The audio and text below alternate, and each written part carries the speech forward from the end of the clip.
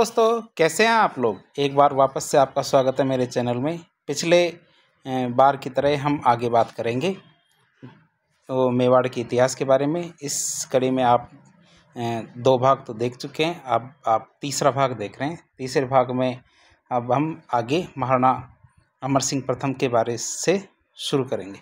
इससे पहले आपने महाराणा प्रताप तक पढ़ लिया है। तो अमर सिंह के पिता का नाम महाराणा प्रताप था, जैसा कि आप चित्र में भी देख सकते हैं।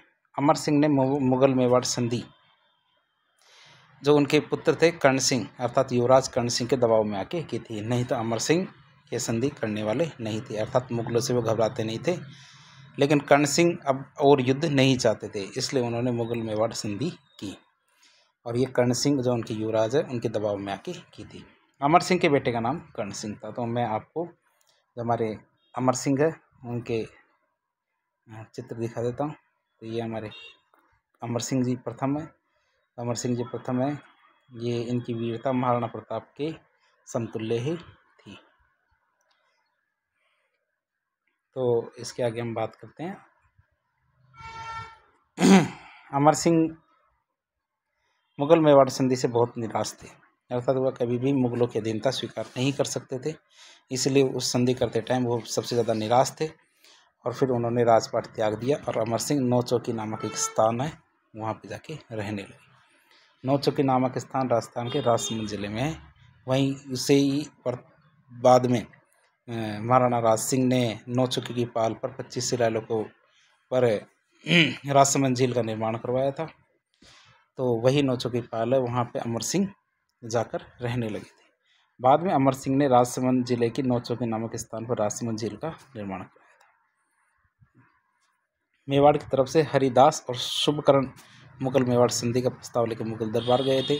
अर्थात मेवाड़ की तरफ से कौन कौन गया था कि हमें अब युद्ध नहीं चाहिए और हमें मुगलों से संधि करनी है। तो यहाँ मेवाड़ की तरफ से हरिदास और शुभकरण, ये दोनों के दोनों मेवाड़ की तरफ से मुगलों के पास गए थे ये प्रस्ताव लेके। मुगलों की तरफ से मुगल बादशाह जहांगीर का बेटा था खुर्रम, उसने मुगल मेवाड़ संधि की। अर्थात जहांगीर के बेटे खुर्रम या शाहजहां ने क्या किया था, मुगल मेवाड़ संधि की थी मुगलों की तरफ से। युवराज या राजकुमार जो कर्ण सिंह थे, मुगल बादशाह जहांगीर के दरबार में गए थे। अब बात करते हैं जहाँ पे जहांगीर ने युवराज कर्ण सिंह को 5000 का मनसब दिया था। मुगलों के अंदर पदों का विवरण मनसब के आधार पर तय किया जाता था। तो जहांगीर ने युवराज कर्ण सिंह थे अर्थात अमर सिंह के पुत्र, उनको 5000 का मनसब दिया था। मनसब एक तरह का पद होता है और जितना बड़ा मनसब उतना बड़ा पद माना जाता है। सबसे बड़ा मनसब हमारे जयपुर के मान सिंह को दिया गया था। जहांगीर ने अमर सिंह और कर्ण सिंह की मूर्तियां आगरा के किले में लगवाई थी। जहांगीर ने क्या किया था, अमर सिंह और कर्ण सिंह, इन दोनों की मूर्तियां कहाँ लगवाई थी, आगरा के किले में। बात करते हैं मुगल मेवाड़ संधि की। मुगल मेवाड़ संधि की बात करें तो 5 फरवरी 1615 को मुगल मेवाड़ संधि की गई। 5 फरवरी 1615 को मुगल मेवाड़ संधि किस किस के बीच हुई थी। मुगलों के शासक तो हमारे जहांगीर थे और मेवाड़ के राजा कौन थे, अमर सिंह प्रथम। इन दोनों के बीच में मुगल मेवाड़ संधि हुई थी 1615 में। अब मुगल मेवाड़ संधि की कुछ शर्तें थी। तो शर्तों के बारे में हम पढ़ते हैं। मुगल मेवाड़ संधि की शर्तें क्या क्या थी कि मेवाड़ का राजा या राणा मुगल दरबार में कभी भी नहीं जाएगा। अर्थात मेवाड़ का राजा या राणा क्या होगा, मुगल दरबार में नहीं जाएगा। मेवाड़ का जो युवराज है अर्थात राजकुमार है, वो मेवाड़ के राजा की तरफ से मुगल दरबार में जाएगा। अर्थात केवल युवराज मेवाड़ के राजा की तरफ से मुगल दरबार में जाएगा। मेवाड़ की तरफ से मुगलों को केवल 1000 घुड़सवार सैनिकों की सहायता दी जाएगी। अर्थात जब भी संधि की जाती थी तो जो बड़ा राजा युद्ध करता था तो उनके संधि किए हुए राज्य अपनी तरफ से सैनिक सहायता दिया करते थे। लेकिन मुगल मेवाड़ संधि में यदि मुगल किसी से युद्ध करते हैं तो मेवाड़ की तरफ से केवल 1000 घुड़सवार सैनिकों की सहायता ही दी जाएगी। मुगल के द्वारा मेवाड़ को चित्तौड़ का किला वापस दे दिया गया। अर्थात मुगलों के पास पहले चित्तौड़ का किला था तो उन्होंने मेवाड़ को चित्तौड़ का किला वापस दे दिया। लेकिन मेवाड़ चित्तौड़ के किले का पुनर्निर्माण नहीं करवा सकता था अर्थात उसकी बाउंड्री और उसे सुदृढ़ नहीं कर सकता था। मेवाड़ के द्वारा मुगलों से वैवाहिक संबंध स्थापित नहीं किए जाएंगे। अर्थात रोटी बेटी का संबंध मुगलों से स्थापित नहीं किया जाएगा मेवाड़ की द्वारा। तो इस तरह हमने मुगल मेवाड़ संधि की बात की और इसमें जो इसके 5 शर्तें थी उनके बारे में बात की। एक बार वापस देख लेते हैं। मेवाड़ का राजा या राणा मुगल दरबार में कभी भी नहीं जाएगा। मेवाड़ का जो युवराज है या राजकुमार है जो मेवाड़ के राजा के स्थान पे मुगल दरबार में जाकर शामिल होगा। मेवाड़ की तरफ से मुगलों को युद्ध में 1000 घुड़सवार सैनिकों की सहायता ही दी जाएगी। मुगलों के द्वारा मेवाड़ को चित्तौड़ का किला तो वापस दे दिया गया, लेकिन मेवाड़ कभी भी चित्तौड़ के किले का पुनर्निर्माण नहीं करवा सकता था। मेवाड़ के द्वारा मुगलों से वैवाहिक संबंध स्थापित नहीं किए जाएंगे।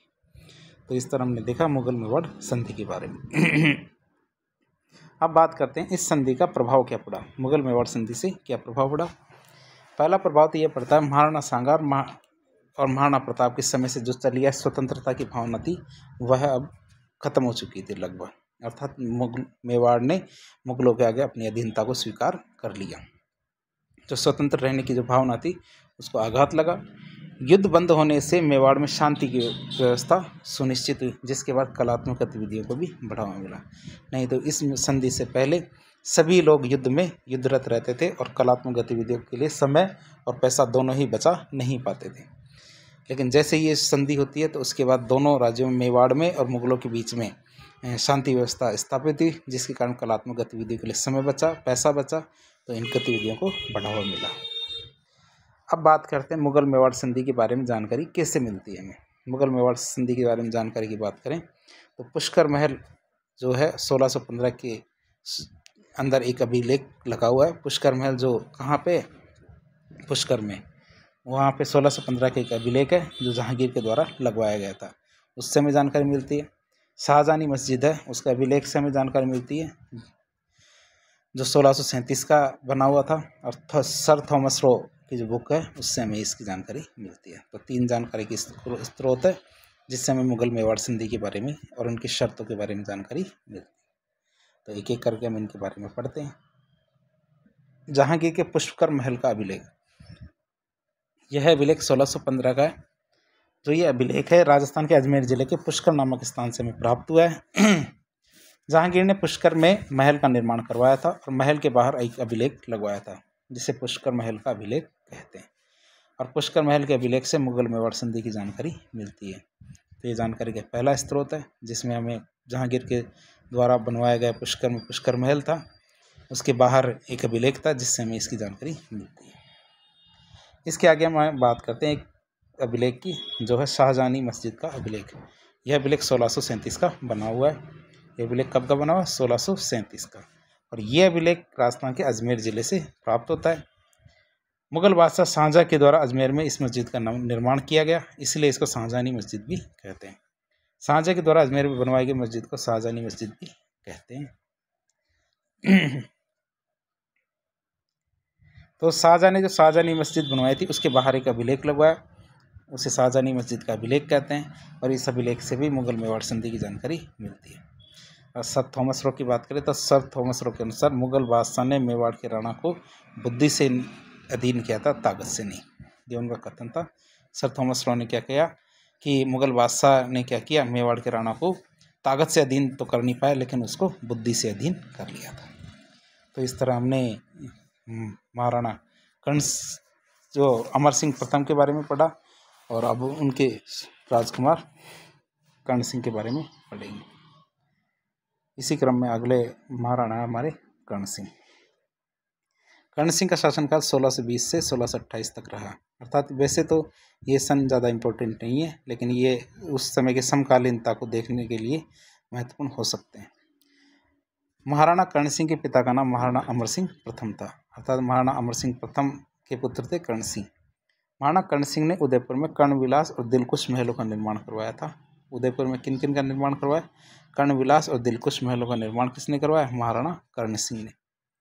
महाराणा कर्ण सिंह ने उदयपुर की पिछोला जेल में जग मंदिर महल का निर्माण करवाना शुरू किया था। आपसे प्रश्न पूछा जाए कि जो उदयपुर की पिछोला झील है उसमें जग मंदिर महल का निर्माण किसने शुरू करवाया, तो इसका जवाब होगा कर्ण सिंह। और विद्रोह या उत्तराधिकारी संघर्ष चल रहा था शाहजहां का, तो उस समय उदयपुर के जग मंदिर में जाके शाहजहां रुके थे। तो ये और देखा जाए तो उन्हें ताजमहल बनाने की प्रेरणा इस जग मंदिर महल से ही मिली थी। किन्हें? शाहजहां को। इसके बाद आता है जगत सिंह प्रथम का शासनकाल। जगत सिंह प्रथम के शासनकाल की बात करें तो 1628 से 1651 तक रहा। महाराणा जगत सिंह प्रथम ने उदयपुर झील में महाराणा कर्ण सिंह के द्वारा जो शुरू करवाया गया था जग मंदिर महल, उसका कार्य पूरा करवाया था। अर्थात कर्ण सिंह ने तो जग मंदिर महल का निर्माण कार्य शुरू करवाया, पूरा जगत सिंह प्रथम ने करवाया। महाराणा जगत सिंह को कैसे लिए याद किया जाता है? उनकी दानवीरता के लिए उनको याद किया जाता है, अर्थात वो अपनी दानवीरता के लिए बहुत ज़्यादा प्रसिद्ध थे। अब बात करते हैं जगदीश मंदिर की। जगदीश मंदिर के बारे में बात करें, जगदीश मंदिर राजस्थान के उदयपुर जिले में स्थित है। महाराणा जगत सिंह ने उदयपुर में जगदीश मंदिर का निर्माण करवाया था और जगदीश मंदिर को जगन्नाथ राय मंदिर भी कहते हैं। अर्थात जगदीश मंदिर क्या बोलते हैं? जगन्नाथ राय मंदिर भी कहते हैं। जगदीश मंदिर है, इसको सपने में बना मंदिर भी कहते हैं। जगदीश मंदिर नागर शैली की पंचायतन शैली में बना हुआ है। अर्थात जो नागर शैली है, जो मंदिरों की 3 शैलियाँ होती हैं, नागर, बेसर और द्रविड़।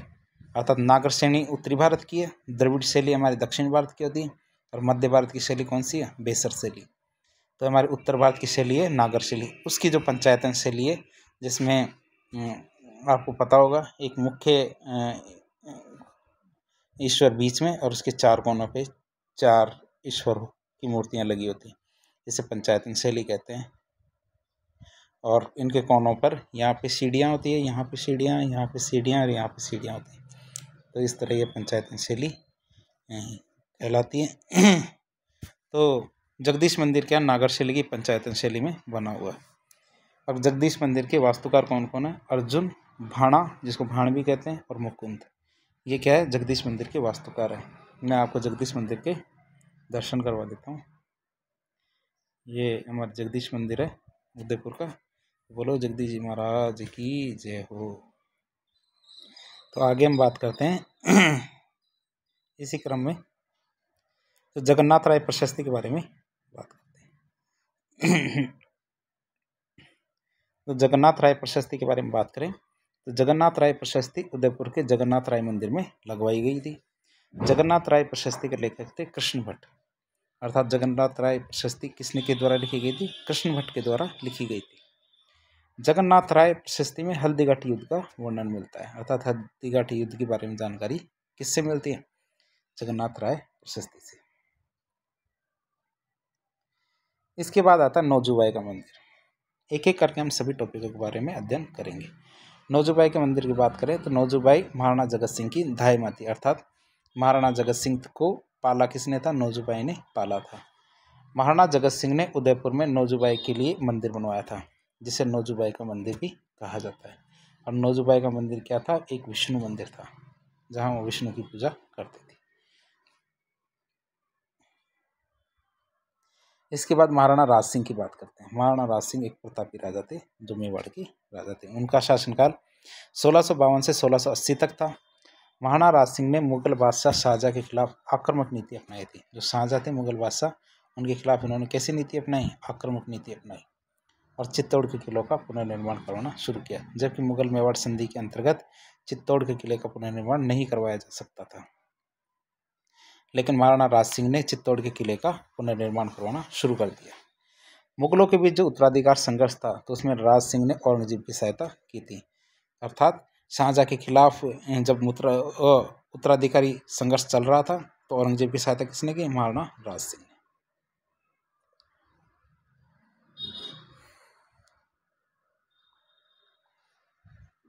मुगलों के बीच में जो उत्तराधिकारी संघर्ष चल रहा था, महाराणा राज सिंह ने जो टीका दौड़ का आयोजन करवाया, उस समय पे क्या किया गया? एक टीका दौड़ का आयोजन करवाया गया और कई मुगल क्षेत्रों को अपने अधिकार में ले लिया, जब मुगलों के में उत्तराधिकारी संघर्ष चल रहा था शाहजहाँ के बाद में। महाराणा राज सिंह ने मुगल बादशाह औरंगजेब के द्वारा लगाए गए जो जजिया कर है, उसका विरोध किया। जजिया कर एक प्रकार का धार्मिक कर होता है, जो गैर मुस्लिम लोगों पर यह लिया जाता था। उनसे जजिया कर किससे लिया जाता था? जो गैर मुस्लिम लोग होते हैं, उनसे जजिया कर लिया जाता था। महाराणा राज सिंह ने औरंगजेब के खिलाफ मारवाड़ के राजा अजीत सिंह की सहायता की थी। जो औरंगजेब था, और तो औरंगजेब के खिलाफ किसकी सहायता की? महाराणा अजीत सिंह की। और महाराणा अजीत सिंह कौन थे? जो मारवाड़ के शासक जसवंत सिंह थे, उनके सुपुत्र कौन थे? अजीत सिंह। उनकी सहायता किसने की थी? महाराणा राज सिंह ने। जिसे राठौड़ सिसोदिया गठबंधन भी कहा जाता है। महाराणा राज सिंह ने औरंगजेब के खिलाफ हिंदू देव देवताओं की मूर्तियों को बचाया था, क्योंकि औरंगजेब सभी मूर्तियों को नष्ट करने के आदेश दे चुका था। तो औरंगजेब के आदेश के खिलाफ महाराणा राज सिंह ने बहुत सारी मूर्तियों की रक्षा की थी। महाराणा राज सिंह ने औरंगजेब के खिलाफ हिंदू राजकुमारी की रक्षा की थी, जैसे रूपनकुंड की राजकुमारी चारुमती की रक्षा किसने की? महाराणा राज सिंह ने। इसके पीछे भी एक बहुत अच्छी कहानी है, लेकिन हम इसको बाद में कभी बताएंगे। तो रूपनगढ़ राजस्थान के अजमेर जिले में स्थित है। फिर इसके बाद बात करते हैं टीका दौड़ की। तो टीका दौड़ के बारे में बात करें। टीका दौड़ दशहरे के दिन शुरू की जाती थी। टीका दौड़ में हथियारों की पूजा की जाती थी और आसपास के क्षेत्र में युद्ध किए जाते थे, और जो क्षेत्र आप जिससे युद्ध करके अपने क्षेत्र में मिला पाते थे, तो ये एक तरह की टीका दौड़ होती थी। अब हम बात करते हैं सहल कंवर की। सहल कंवर की बात करें तो सहल कंवर सलुम्बर के शासक सामंत रावत रतन सिंह चुंडावत की हाड़ी रानी थी, अर्थात हाड़ी पत्नी थी। सहल कंवर बूंदी के राजा संग्राम सिंह की बेटी थी, और सहल कंवर ने अपने पति रावत रतन सिंह चुंडावत की निशानी मांगने पर सहल कंवर ने अपना सिर काटकर दे दिया था, जो आपको चित्र के माध्यम से भी बता देता हूँ मैं। ये सहल कंवर का एपिक चित्र है, जिसमें उनके पति अपने युद्ध के जो दायित्व थे उससे विमुख हो रहे थे, बार बार अपनी पत्नी को याद कर रहे थे। तो अपने पति को अपने कर्तव्य के बारे में याद दिलाने के लिए उन्होंने अपना सर काट कर एक निशानी के रूप में दिया, जिसके बाद जो रतन सिंह चुंडावत थे उनको अपना धर्म याद आया। धर्म याद आने के बाद उन्होंने वीरता से युद्ध लड़ा, और जो उनका कर्तव्य था मेवाड़ के प्रति उसको दायित्व को निभाया। इसके बाद बात करते हैं एक पुस्तक की। पुस्तक थी सेनानी। सेनानी का अर्थ होता है निशानी। ये निशानी शब्द गलत लिखा हुआ है, यहाँ शब्द होता है सेनानी का अर्थ होता है निशानी। सेनानी नामक कविता मेघराज मुकुल के द्वारा लिखी गई एक कविता है। सेनानी नामक कविता हाड़ी रानी सहल कंवर के बलिदान पर लिखी गई किताब थी। अब बात करते हैं महाराणा राज सिंह की कुछ उपलब्धियाँ, जो उनकी सांस्कृतिक उपलब्धियाँ उनके बारे में बात करें तो उन्होंने कुछ मंदिर बनवाए और कुछ जल स्रोतों का निर्माण करवाया था। पहले मंदिरों की बात करें तो राज सिंह के समय कौन कौन से मंदिर बनाए गए थे। एक तो श्रीनाथ मंदिर, जो हमारे नाथद्वारा में सिहाड़ नाथद्वारा में जो श्रीनाथ जी का मंदिर है वह बनवाया था। दूसरा कांकरोली राजसमंद में है द्वारकानाथ जी या द्वारकाधीश मंदिर, और तीसरा अम्बा माता मंदिर है उदयपुर में। तो इस तरह महाराणा राज सिंह ने अनेक मंदिरों का निर्माण करवाया, लेकिन उसमें तीन महत्वपूर्ण कौन कौन से मंदिर है? श्रीनाथ जी का मंदिर, द्वारकाधीश जी का मंदिर और अम्बा माता मंदिर। तो इनके बारे में हम एक एक करके अध्ययन करते हैं। सबसे पहले श्रीनाथ जी मंदिर की बात करते हैं, जो सिहाड़ नाथद्वारा के अंदर है राजसमंद में। तो ये सिहाड़ राजसमंद में है। इसका पुराना नाम सिहाड़ था। नाथद्वारा का पुराना नाम क्या था? सिहाड़ था। श्रीनाथ जी का निर्माण, श्रीनाथ मंदिर का निर्माण महाराणा राज सिंह ने करवाया था। 1672 में गोविंद दास और दामोदर दास श्रीनाथ जी की मूर्ति लेकर मथुरा से आए थे। तो उनकी रक्षा किसने की थी? उनकी रक्षा महाराणा राज सिंह ने की थी। किसके खिलाफ की थी? उनकी रक्षा औरंगजेब के खिलाफ की थी। अब बात करते द्वारकाधीश मंदिर की। द्वारकाधीश मंदिर जो कांकरोली राजसमंद में है, तो उसके बारे में बात करें तो द्वारकाधीश मंदिर राजस्थान के राजसमंद जिले में कांकरोली नामक जगह पर है। अब द्वारकाधीश मंदिर का निर्माण भी हमारे महाराणा राज सिंह ने करवाया था। इसके बाद बात करते हैं अम्बा माता मंदिर। ये भी उदयपुर में है। अम्बा माता मंदिर की बात करें तो ये उदयपुर में है, और इसका निर्माण भी हमारे राज सिंह ने करवाया था। तो इस तरह आप इनको याद कर सकते हैं। महाराणा राज सिंह के बारे में और बात करें तो इनके द्वारा कुछ जल स्रोत भी बनवाए गए थे, जैसे हमारे त्रिमुखी बावड़ी उदयपुर में, जाना सागर तालाब उदयपुर में और राजसमंद झील राजसमंद में। तो इस तरह कुछ जल स्रोत बनवाए थे। एक एक करके इनके बारे में बात करें तो त्रिमुखी बावड़ी को जया बावड़ी भी कहते हैं। क्या कहते हैं? त्रिमुखी बावड़ी को जया बावड़ी भी कहते हैं।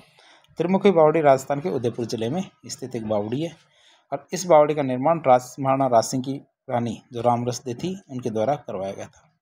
रामरसदे के द्वारा ये त्रिमुखी बावड़ी इसका निर्माण करवाया गया था। फिर जाना सागर तालाब की बात करते हैं तो ये भी उदयपुर में, और फिर महाराणा राज सिंह की जो माता जी थी जाना दे राठौड़, उन्होंने करवाया था। जाना सागर तालाब का निर्माण किसने कराया? महाराणा राज सिंह की माताजी जाना दे के द्वारा करवाया गया था। अब सबसे महत्वपूर्ण राजसमंद झील के बारे में बात करते हैं। राजसमंद झील राजसमंद झील राजस्थान के राजसमंद जिले में स्थित झील है। राजसमंद झील का निर्माण महाराणा राज सिंह के द्वारा करवाया गया था। राजसमंद झील का निर्माण अकाल राहत कार्य के लिए करवाया गया था। अर्थात उस समय अकाल पड़ा हुआ था और उस समय की एक रिवाज था, जब भी अकाल पड़ता था तो महाराणा के द्वारा या राजा के द्वारा कुछ ऐसे कार्य करवाए जाते थे जिससे जो लोग थे उनको कुछ रोजगार मिल सके, और इसके लिए जल स्रोतों का निर्माण करवाना सबसे प्रमुख कार्य में माना जाता था। तो राजसमंद झील का निर्माण भी अकाल राहत कार्यों के दौरान ही करवाया गया था। राजसमंद झील का निर्माण 1665 से शुरू हुआ था और 1676 में जाके खत्म हुआ, अर्थात इसका निर्माण 14 सालों में संपन्न हुआ था। अर्थात राजसमंद झील के निर्माण में लगभग 14 वर्ष का समय लग गया था। अब बात करें महाराणा राज सिंह के दरबार में कौन कौन से दरबारी विद्वान रहते थे। किशोरदास, सदाशिव भट्ट, कविमान, रणछोड़ भट्ट तेलंग, गिरधर आसिया और कल्याणदास। तो इस तरह ये कुछ दरबारी विद्वान थे जो महाराणा राज सिंह के दरबार में रहते थे। इनसे संबंधित कुछ पुस्तकों के बारे में परीक्षा में पूछा जाता है। जैसे हमारे पहले दरबारी विद्वान थे किशोरदास। किशोरदास की बात करें तो महाराणा राज सिंह के दरबारी विद्वान थे ये। किशोरदास के द्वारा राजप्रकाश नामक पुस्तक लिखी गई थी। जो पुस्तक का नाम है हमारे राजप्रकाश, तो किशोरदास के द्वारा राजप्रकाश नामक पुस्तक लिखी गई थी। सदाशिव भट्ट, ये भी हमारे राज सिंह के दरबारी विद्वान थे। इनकी पुस्तक का नाम था राज रत्नाकर। तो किशोरदास की पुस्तक का नाम था तो राजप्रकाश और सदाशिव भट्ट की पुस्तक का नाम था राज रत्नाकर। फिर इसके बाद आता कविमान। कविमान की बात करें तो कविमान के द्वारा राजविलास नामक पुस्तक लिखी गई थी। पुस्तक का नाम था क्या? राजविलास। तो कविमान ने पुस्तक लिखी थी राजविलास। इसके बाद आता है रणछोड़ भट्ट तेलंग। ये भी हमारे राज सिंह के दरबारी विद्वान थे। इनके द्वारा 2 पुस्तकें लिखी। पहली है राज प्रशस्ति, दूसरी अमर काव्य वंशावली। पहली पुस्तक का नाम है राज प्रशस्ति और दूसरे का नाम है अमर काव्य वंशावली। इनके बारे में एक एक करके बात करें। सबसे पहले राज प्रशस्ति की बात करते हैं। राज प्रशस्ति की बात करें तो ये राज प्रशस्ति जो राजसमंद झील है उसके पास नौचौकी की पाल है, वहाँ पे लगी हुई है। ये वही जगह जहाँ अमर सिंह प्रथम ने अपना अंतिम समय गुजारा था। राज प्रशस्ति क्या है? संस्कृत भाषा में लिखी गई थी। राज प्रशस्ति संस्कृत भाषा में लिखी गई थी और राज प्रशस्ति 25 काली शिलाओं पर लिखी गई थी। जो काली शिलाएँ 25, तो इन 25 काली शिलाओं पर राज प्रशस्ति लिखी गई थी। और हमें राज प्रशस्ति से कौन कौन सी जानकारियाँ मिलती है। पहली जानकारी की बात करें तो बप्पा रावल से लेकर महाराणा राज सिंह तक के मेवाड़ के राजाओं की उपलब्धियों के बारे में इसके अंदर बताया गया है। हल्दीघाटी के युद्ध के बारे में बताया गया है। महाराणा प्रताप के छोटे भाई जो शक्ति सिंह है उनके बारे में बताया गया है। मुगल मेवाड़ संधि के बारे में बताया गया है और महाराणा राज सिंह के समय अकाल राहत कार्य किए जाते थे उनके बारे में भी बताया है। तो ये नौचौकी की पाल पर है। इसके बारे में अधिक जानकारी हम राजस्थान के कला एवं संस्कृति के अंदर जो जल स्रोत है उनके अंदर भी करेंगे, और ज्योग्राफी के अंदर जो झील वाला टॉपिक है हमारा तो उसमें राजसमंद झील के अंदर करेंगे। इसके अगले पुस्तक रणछोड़ भट्ट तेलंग की अगली पुस्तक है अमर काव्य वंशावली। तो अमर काव्य वंशावली नामक पुस्तक महाराणा अमर सिंह के शासनकाल में जो रणछोड़ भट्ट तेलंग के द्वारा ही लिखी गई थी। अर्थात रणछोड़ भट्ट तेलंग ने अमर सिंह के शासनकाल में यह पुस्तक लिखी थी। अमर काव्य वंशावली महाराणा प्रताप के छोटे भाई जो शक्ति सिंह है और महाराणा प्रताप के घोड़े चेतक, इन दोनों की जानकारी विस्तृत रूप से मिलती है जिसमें अमर काव्य वंशावली में। इसके बाद गिरधर आसिया की बात करते हैं। गिरधर आसिया की बात करते ये भी महाराणा राज सिंह के दरबारी विद्वान थे। इनकी किताब का नाम है सगत सिंह रासो। अर्थात किस किताब का नाम क्या है? सगत सिंह रासो। और इसमें सगत सिंह को किसे बताया गया है? सगत सिंह इसमें महाराणा प्रताप के जो छोटे भाई थे शक्ति सिंह, इसका नाम से ये पुस्तक लिखी गई है और शक्ति सिंह के बारे में इससे जानकारी प्राप्त होती है। इसके बाद अगले दरबारी विद्वान के बारे में बात करें तो हम बात करेंगे कल्याण सिंह की। कल्याण दास की बात करते ये भी महाराणा राज सिंह के दरबारी विद्वान थे। इन्होंने गुण गोविंद नामक पुस्तक लिखी थी। पुस्तक का नाम है क्या? गुण गोविंद नामक पुस्तक किसने लिखी थी? कल्याण दास ने। तो महाराणा राज सिंह की उपलब्धियों के बारे में बात करें तो इनको 2 उपाधियाँ दी गई थी, उपलब्धियाँ नहीं, उपाधियाँ। तो उपाधियों की बात करें तो उपाधियाँ कौन कौन सी? पहला विजय कटकातु, दूसरा हाइड्रोलिक रूलर। विजय कटकातु की बात करें तो कटक का अर्थ होता है सेना। कटक का अर्थ क्या होता है? सेना, अर्थात दूसरों की सेनाओं को जीतने वाले, अर्थात विजय कटकातु। और दूसरा हाइड्रोलिक रूलर। हाइड्रोलिक का अर्थ होता है जल, रूलर का अर्थात राजा। तो जलीय राजा तो इसका अर्थ नहीं होगा, लेकिन ऐसा राजा या ऐसा शासक जिसने बहुत सारे जल स्रोत बनाए थे, इसलिए महाराणा राज सिंह को हाइड्रोलिक रूलर भी कहते हैं। अगले मेवाड़ के शासक की बात करें तो महाराजा जयसिंह के बारे में बात करते हैं। महाराणा जयसिंह के बारे में बात करें 1680 से 1698 तक इनका शासनकाल था। महाराणा जयसिंह के द्वारा उदयपुर में जयसमंद झील का निर्माण करवाया गया था। और महाराणा जयसिंह ने जयसमंद झील के पास में एक मंदिर का निर्माण करवाया जिसका नाम है नर्मदेश्वर मंदिर, जो भगवान शिव का मंदिर है। अमूमन ये देखा जाता है जिस मंदिर के नाम के आखिरी में ईश्वर शब्द लगा होता है वह अमूमन भगवान शिव का मंदिर ही होता है। तो जैसे नर्मदेश्वर मंदिर है तो इसमें नर्मदा प्लस ईश्वर, अर्थात नर्मदेश्वर मंदिर है तो इसमें ईश्वर शब्द है। तो अमूमन ये देखा गया है कि ईश्वर शब्द वाले मंदिर भगवान शिव के मंदिर होते हैं। महाराणा जयसिंह ने अपनी परमार रानी कोमिला देवी है उनके लिए जयसमंद झील के पास में एक महल का निर्माण करवाया जिसे रूठी रानी का महल भी कहते हैं। ध्यान रखना, रूठी रानी अलग थी लेकिन रूठी रानी का महल अलग है। रूठी रानी का महल है जो कोमिला देवी थी परमार रानी महाराणा जयसिंह की, उनके लिए बनवाया गया था रूठी रानी का महल। और रूठी रानी जो मालदेव की रानी थी उमादेव, उनके लिए शब्द दिया जाता है। महाराणा जयसिंह ने मुगल बादशाह औरंगजेब के साथ संधि की थी, अर्थात किसके साथ संधि की? जयसिंह ने मुगल बादशाह औरंगजेब के साथ संधि कर ली थी। महाराणा जयसिंह राठौड़ सिसोदिया गठबंधन से अलग हो गए थे, अर्थात जयसिंह ने राठौड़ सिसोदिया गठबंधन को तोड़ दिया था जो मारवाड़ के साथ किया गया था। महाराणा जयसिंह ने जजिया कर के बदले में मुगलों को भीलवाड़ा के पूर्व, मांडल और बदनौर परगने दे दिए थे, अर्थात उन्होंने जजिया कर देने से मना किया और इसके बदले में उन्होंने भीलवाड़ा के पूर्व, मांडल और बदनौर के परगने दे दिए थे, अर्थात उनके राजस्व का अधिकार किसे दे दिया था? मुगलों को।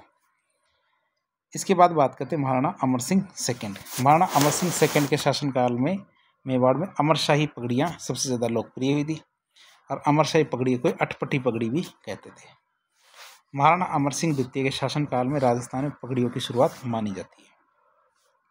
उससे पहले पगड़ियाँ तो राजाओं के द्वारा पहनी जाती थी लेकिन उसमें एक रूपता नहीं होती थी, लेकिन अमर सिंह द्वितीय के शासनकाल में जो पगड़ियों की शुरुआत हुई उसके बाद शासन की जो पगड़ियाँ थी वो एक विशेष रूप धारण कर चुकी थी। अब बात करते हैं देबारी समझौते की। देबारी समझौता हमारे 1708 में किया गया था। देबारी समझौता 1708 में किया गया था। देबारी समझौता मुगल बादशाह बहादुर शाह प्रथम के खिलाफ राजस्थान के 3 रियासतों के मध्य हुआ था। अर्थात देबारी समझौता कब हुआ था? देबारी समझौता मुगल बादशाह बहादुर शाह प्रथम के खिलाफ राजस्थान की 3 रियासतों के मध्य हुआ था। देबारी समझौते में राजस्थान की 3 रियासतें शामिल थी, जैसे मेवाड़ रियासत, मारवाड़ रियासत और आमेर रियासत। मेवाड़ रियासत की बात करें तो मेवाड़ रियासत में राजा अमर सिंह द्वितीय, मारवाड़ रियासत में राजा अजीत सिंह और आमेर रियासत में सवाई जय सिंह। तो इन 3 राजाओं ने मिलकर देबारी समझौते को किया था। और ये किसके खिलाफ किया था? यह समझौता मुगल बादशाह बहादुर शाह प्रथम के खिलाफ किया गया था। इसके आगे हम बात करते हैं देबारी समझौते की कौन कौन सी शर्तें थी। देबारी समझौते की शर्तों के बारे में बात करें तो यह संख्या लिखी हुई है, अर्थात ये 01 है, ये 02 है, लेकिन एक गलती से संख्याएं बदल गई इसके लिए माफ़ी चाहते हैं। तो देबारी समझौते की कौन कौन सी शर्तें? मारवाड़ के राजा अजीत सिंह और मेवाड़ के राजा जय सिंह को उनके राज्य वापस दिलाने में सहायता करेगा, अर्थात मारवाड़ के राजा अजीत सिंह और मेवाड़ की अजीत सिंह तथा आमेर के राजा सवाई जय सिंह को जो उनका राज्य है ना उसको दिलाने में मदद की जाएगी। और ये मदद कौन कर रहा है? ये महाराणा अमर सिंह द्वितीय करेंगे। मेवाड़ के राजा अमर सिंह द्वितीय ने अपनी राजकुमारी चंद्रकंवर का विवाह आमेर के राजा सवाई जय सिंह के साथ करवाया था और यह निर्धारित किया था कि चंद्रकंवर का बेटा ही आमेर का अगला राजा बनेगा, अर्थात चंद्रकंवर के बेटे को आमेर का राजा अगला राजा बनाने की शर्त पर ही मेवाड़ के अमर सिंह ने अपनी पुत्री चंद्रकंवर का विवाह आमेर के राजा सवाई जय सिंह के साथ किया था। इसके बाद हम बात करेंगे महाराणा संग्राम सिंह द्वितीय के बारे में। महाराणा संग्राम सिंह द्वितीय के बारे में बात करें तो महाराणा संग्राम सिंह द्वितीय का शासनकाल 1710 से 1734 तक 34 ईस्वी तक था। महाराणा संग्राम सिंह द्वितीय ने उदयपुर में सहेलियों की बाड़ी का निर्माण करवाया। महाराणा संग्राम सिंह द्वितीय ने उदयपुर में सीसरमा नामक स्थान पर वैद्यनाथ मंदिर का निर्माण करवाया। संग्राम सिंह द्वितीय ने के शासनकाल में ही मराठों ने मेवाड़ से चौथ कर वसूला था। अर्थात मराठों ने मेवाड़ से चौथ कर किसके शासनकाल में वसूला था? महाराणा संग्राम सिंह द्वितीय के शासनकाल में। इसके बाद बात करते हैं वैद्यनाथ प्रशस्ति की। वैद्यनाथ प्रशस्ति के बारे में बात करें तो वैद्यनाथ प्रशस्ति सीसरमा उदयपुर के वैद्यनाथ मंदिर के बाहर लगी हुई थी। अर्थात वैद्यनाथ प्रशस्ति सीसरमा उदयपुर में वैद्यनाथ मंदिर के बाहर लगी हुई है। वैद्यनाथ प्रशस्ति रूप भट्ट के द्वारा लिखी गई थी। वैद्यनाथ प्रशस्ति किसके द्वारा लिखी गई थी? रूप भट्ट के द्वारा लिखी गई थी। वैद्यनाथ प्रशस्ति से बांदनवाड़ा युद्ध की जानकारी मिलती है। जो बांदनवाड़ा का युद्ध था अजमेर का, तो 1711 के अंदर ये किया गया था। तो उसकी जानकारी हमें किससे मिलती है? वैद्यनाथ प्रशस्ति से। बांदनवाड़ा के युद्ध के बारे में बात करें तो बांदनवाड़ा का युद्ध अजमेर के अंदर 1711 में लड़ा गया। बांदनवाड़ा का युद्ध अजमेर जिले के बांदनवाड़ा नामक स्थान पर लड़ा गया था और यह युद्ध 1711 में लड़ा गया था। बांदनवाड़ा का युद्ध मेवाड़ के महाराणा संग्राम सिंह द्वितीय और मुगलों के बीच में लड़ा गया था। बांदनवाड़ा के युद्ध में मुगल सेना को हरा दिया गया था। अर्थात बांदनवाड़ा के युद्ध में मुगल सेना हार गई थी। अर्थात यह युद्ध महाराणा संग्राम सिंह द्वितीय और मुगलों के बीच में लड़ा गया था, लेकिन इस युद्ध में मुगल सेना हार गई थी। अर्थात उस समय मुगल सेना इतनी मजबूत नहीं थी। बांदनवाड़ा के युद्ध में मुगलों की तरफ से मुगल सेनापति रणबाज खां आए थे लड़ने के लिए, लेकिन वो हार गए। अब बात करते हैं बांदनवाड़ा का युद्ध हुआ ही क्यों था। तो बांदनवाड़ा के युद्ध के कारण देखें तो बांदनवाड़ा के युद्ध के कारण क्या थे? बांदनवाड़ा का युद्ध का कारण है भीलवाड़ा के पूर्व मंडल बदनौर के 3 परगने जो मुगलों को दे दिए गए थे। तो इस वजह से ये युद्ध किया गया था बांदनवाड़ा का युद्ध वापस लेने के लिए। इसके बाद महाराणा जगत सिंह द्वितीय के बारे में बात करें तो हम 1734 से 1751 तक इनका शासनकाल रहा। महाराणा जगत सिंह ने उदयपुर में जगत निवास महल का निर्माण करवाया था। जगत सिंह निवास महल का निर्माण किसने कराया? उदयपुर में महाराणा जगत सिंह ने उदयपुर में जगत निवास महल का निर्माण करवाया था।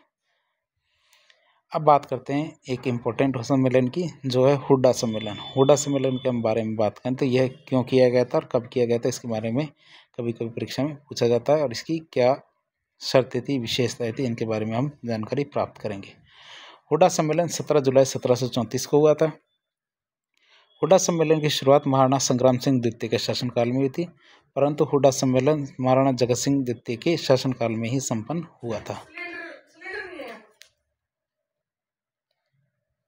अर्थात महाराणा संग्राम सिंह द्वितीय के शासनकाल में हुड्डा सम्मेलन का आयोजन करने के लिए राजस्थान के राजाओं को आमंत्रण भेजा गया था।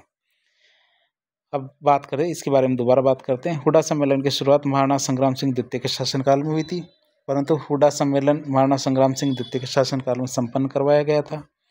महाराणा संग्राम सिंह द्वितीय के शासनकाल में हुड्डा सम्मेलन का आयोजन करने के लिए राजस्थान के राजाओं को आमंत्रण भेजा गया था, परंतु संग्राम सिंह द्वितीय की मृत्यु हो जाने के कारण हुड्डा सम्मेलन महाराणा जगत सिंह के शासनकाल में ही संपन्न हुआ।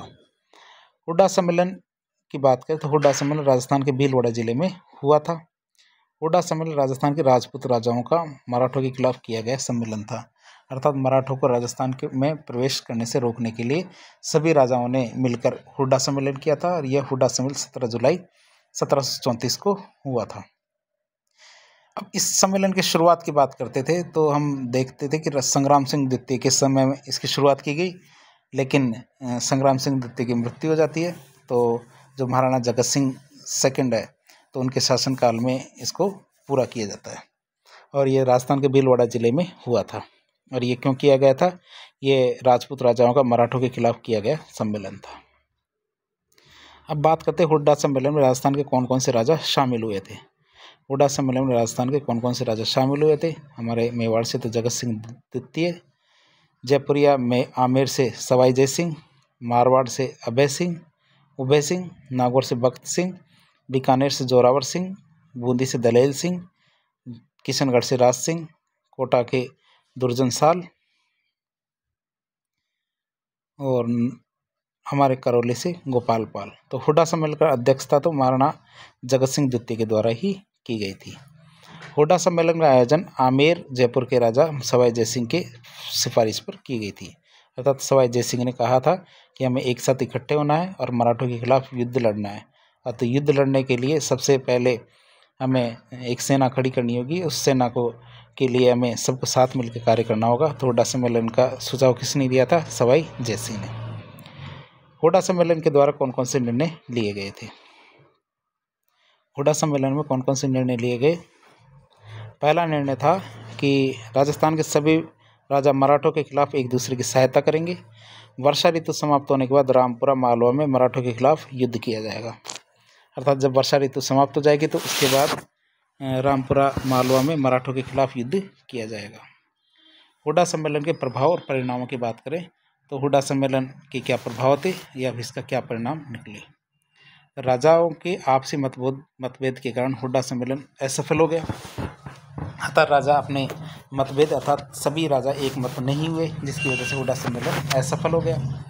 खानवा के युद्ध के बाद पहली बार राजस्थान के राजपूत राजाओं ने किसी दूसरी शक्ति के खिलाफ एकता दिखाई थी, अर्थात एकता साबित करने का प्रयास किया था, लेकिन यह एकता साबित नहीं हो पाई। महाराणा जगत सिंह द्वितीय का दरबारी विद्वान कौन था? तो महाराणा जगत सिंह का दरबारी विद्वान था नेकराम। नेकराम की बात करें तो नेकराम महाराणा जगत सिंह द्वितीय का दरबारी विद्वान था। नेकराम के द्वारा जगत विलास नामक एक पुस्तक लिखी गई थी। नेकराम ने क्या किया? जगत सिंह द्वितीय का दरबारी विद्वान था और उन्होंने जगत विलास नामक एक पुस्तक लिखी थी। इसके बाद हमारे महाराणा भीम सिंह के बारे में बात करें तो 13 जनवरी 1818 में मेवाड़ के राजा भीम सिंह ने अंग्रेजों के साथ संधि की थी। एक गिंगोली के युद्ध के बारे में बात करते हैं। जो गिंगोली का युद्ध, जिसे परबत्सर का युद्ध भी कहते हैं, यह नागौर के अंदर किया गया था। इसे परबत्सर का युद्ध भी कहा जाता है। गिंगोली के युद्ध को परबत्सर का युद्ध भी कहते हैं। गिंगोली का युद्ध जयपुर के राजा जगत सिंह द्वितीय और मारवाड़ के राजा मान सिंह के मध्य लड़ा गया था और यह युद्ध 13 मार्च 1807 में नागौर के परबत्सर में लड़ा गया था और इस युद्ध में जयपुर के राजा जगत सिंह द्वितीय की जीत हुई थी। और अमीर खां पिंडारी और अजीत सिंह चंडावत की सलाह पर कृष्ण कुमारी को जहर दे दिया गया था। अब गिंगोली या परबत्सर की युद्ध का क्या कारण था? मेवाड़ के महाराणा भीम सिंह की बेटी थी कृष्ण कुमारी। उनकी सगाई पहले मारवाड़ के शासक भीम सिंह के साथ कर दी गई थी, लेकिन विवाह से पहले ही मारवाड़ के शासक भीम सिंह की मृत्यु हो जाती है। बाद में मेवाड़ के महाराणा भीम सिंह ने अपनी बेटी राजकुमारी कृष्णा कुमारी की सगाई जयपुर के राजा जगत सिंह द्वितीय से कर दी थी, लेकिन मारवाड़ के जो मान सिंह जी थे वो कृष्ण कुमारी का विवाह मारवाड़ में ही करवाना चाहते थे। इस वजह से गिंगोली या परबत्सर का युद्ध हुआ, लेकिन अमीर खां पिंडारी और अजीत सिंह चंडावत की सलाह पर कृष्ण कुमारी को जहर दे दिया गया। तो इस तरह आज हमने मेवाड़ के इतिहास के बारे में पढ़ा।